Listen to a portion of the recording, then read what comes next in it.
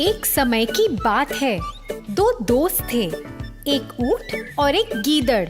गर्म दोपहर का समय था।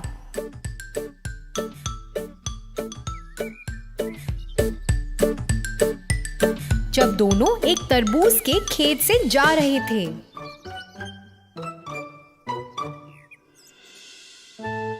वो दोनों सौभाग्यशाली थे जो उन्हें तरबूज खाने का मौका मिला। अपना पेट भरने के बाद गीदड़ चिल्लाने लगा। ऊंट ने उसे चिल्लाने से मना किया क्योंकि इस वजह से तो कोई आकर उन्हें पकड़ सकता था। मगर गीदड़ बोला, अरे खाने के बाद गाना गाना सेहत के लिए अच्छा होता है। तभी एक किसान ने गीदड़ की चिल्लाने की आवाज सुनी और अपने खेत की ओर लाठी लेकर दौड़ा। किसान को देखते ही गीदड़ झट फरार हो गया। किसान गीदड़ को पकड़ ना पाया तो उसने जोर से ऊंट को लाठी से मारा। एक दिन बीता और गीदड़ और ऊंट साथ में टहल रहे थे। ऊंट को तालाब में तैरने जाना था तो उसने गीदड़ को उसकी सवारी करने का प्रस्ताव रखा। गीदड़ तो खुशी से मान गया और सोचने लगा कि वो आराम करेगा और ऊंट की पीठ पर बैठ के पानी का भी लुत्फ उठाएगा। फिर जैसे ही वो तालाब में आए, ऊंट ने अचानक डुबकी लगाई। जब वो ऊपर आए, गीदड़ ने कहा, अरे भाई डुबकी ना लगाओ, नहीं तो मैं डूब जाऊंगा। ऊंट ने वापस डुबकी लगाई और गीदड़ ने फिर बेनती की, कृपया डुबकी ना लगाओ, मैं सांस नहीं ले पा रहा हूँ। ऊंट रुका और फिर बोला, डुबकी लगाना तो अच्छी बात है, इससे मांसपेशियों में जान आती है। ऐसा बोलकर उसने फिर से एक डुबकी लगाई और गीदड़ बेचारा हांफता ही रहा।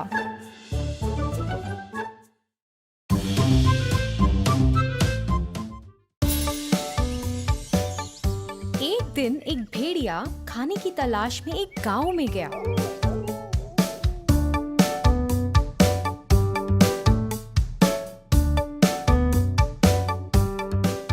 वहां वो एक घर के अंदर घुसा। फिर वो घर के अंदर एक आदमी को देख के डर गया और अपनी जान बचाने के लिए भागा। भागते हुए उसे एक खिड़की दिखी और उससे बाहर कूद गया। वो एक नीले रंग से भरी बाल्टी में जा गिरा और उसका सारा शरीर नीला हो गया। फिर उसने देखा कि वहाँ कोई नहीं है और झट से जंगल में वापस भाग गया। अगले दिन सारे जानवर उसे देख के हैरान रह गए।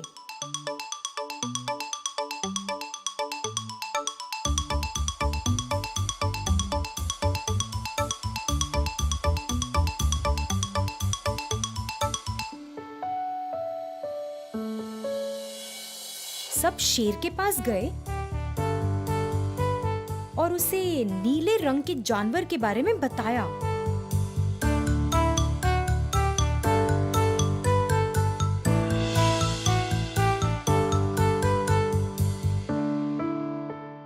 सब उस भेड़िए के पास गए और पूछा, अरे तुम कौन हो? तुम कहाँ से आए हो? मैं भगवान का दूत हूँ। मुझे उन्होंने तुम सबको देखने के लिए भेजा है। भेड़िया बोला। सब जानवरों ने उसे अपने नए राजा के रूप में स्वीकार किया। उसकी सबने खूब खातिरदारी करी। एक रात एक गीदड़ों का झुंड जंगल से जा रहा था और अचानक सब जोर से गरजने लगे और फिर वो नीला भेड़िया भी अपने आप को रोक ना सका और वो भी अपनी आवाज में चिल्लाने लगा। सब जानवर जो उसकी गुफा के बाहर पहरा दे रहे थे समझ गए कि वो एक आम भेड़िया है और भगवान का कोई दूत नहीं है। सब जानवरों ने उस नीले भेड़िए को घेर लिया और उसकी पिटाई कर भगा दिया।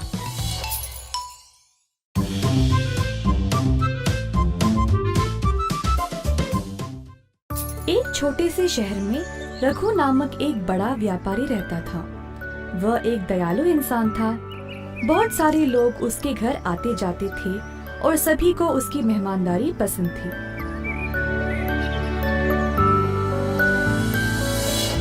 लेकिन एक दिन उसने अपना धन एक व्यापार में लगाया जिसका नुकसान हो गया, जिसकी वजह से रघु ने अपना सारा धन दौलत खो दिया।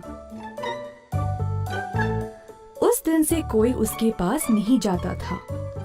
रघु को बहुत अकेला लगने लगा।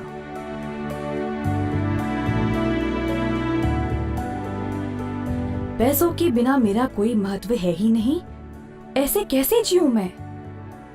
ऐसा सोचते सोचते रघु गहरी नींद में सो गया। उसने तब एक बहुत अच्छा सपना देखा। सपने में एक साधु ने उससे बोला, ओ रघु, तुम बहुत ही अच्छे इंसान हो, मैं तुम्हारी सहायता करूंगा। कल मैं तुम्हारे घर आऊंगा, फिर मेरे सिर को तुम एक लकड़ी से छूना और मैं सोने में बदल जाऊंगा। उस सोने का उपयोग करके अपनी परेशानियों से निकल जाओ।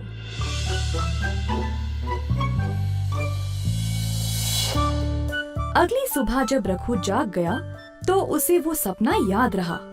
सोच में पड़ गया कि ये सच होगा भी या नहीं। इसी दौरान कोई दरवाजे पर आया। रघु की पत्नी ने दरवाजा खोला और देखा कि नाई आया हुआ है।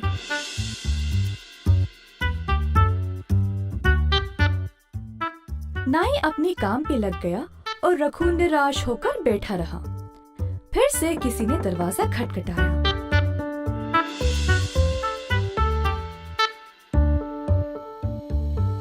इस बार सच में एक साधु बाहर खड़ा था। रघु साधु को देखकर आश्चर्य रह गया।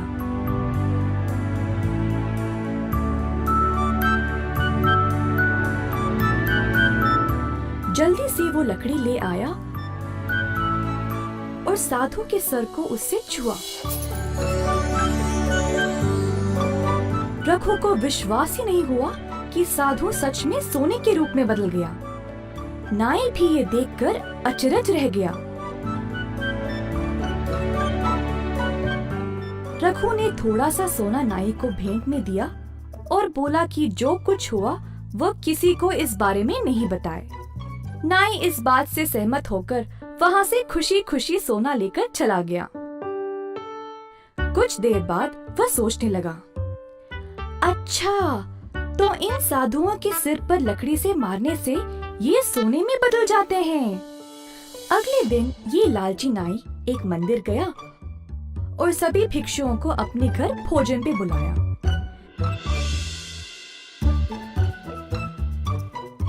जब साधु उसके घर पहुंचे तो नाई ने सबको एक कमरे में बंद कर दिया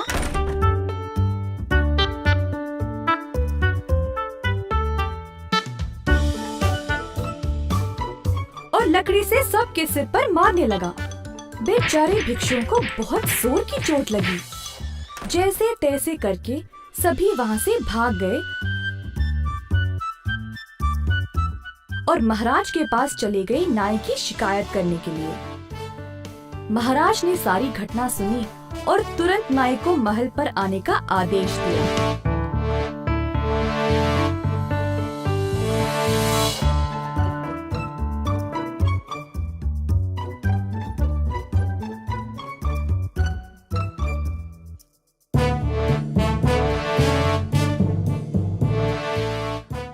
इन भिक्षुओं को क्यों मारा?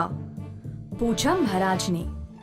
जो कुछ नाई ने रघु के घर पर देखा उसने सब कुछ बताया। फिर महाराज ने रघु को भी उधर बुलाया और उससे भी यही सवाल किया। प्रणाम महाराज। जी हाँ, ये सच है कि वो साधु सोने में बदल गया, परंतु मैंने उसके सिर पर मारा नहीं। लगता है इस नाई को पूरी कहानी पता ही नहीं। रघु ने महाराज को सब कुछ बताया और उसके वो सपने के बारे में भी। आखिरकार महाराज को सब समझ आ गया और उस लालची नाई को उसके कर्मों के लिए बंदी बना लिया।